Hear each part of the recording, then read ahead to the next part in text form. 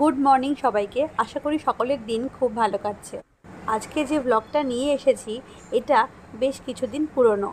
ষষ্ঠীর সকালের ব্লগ আপনাদের সাথে আজকে শেয়ার করছি। তার একটা কারণ আছে।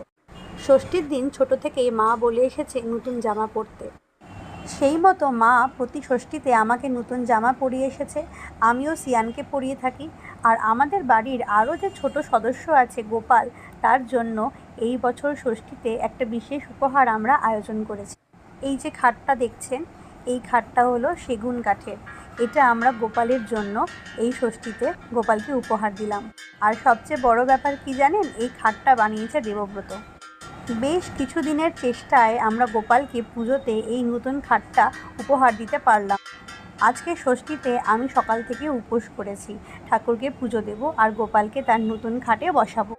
মায়ের মণ্ডপে গিয়ে ষষ্ঠীর পুজো দেওয়া আমার পক্ষে সম্ভব হচ্ছিল না সব কাজ সামলে, তাই বাড়িতেই আমার ঠাকুরকে পুজো দিয়ে মায়ের কাছে আমার এই দুই কচি কাচার জন্য আশীর্বাদ চাইলাম।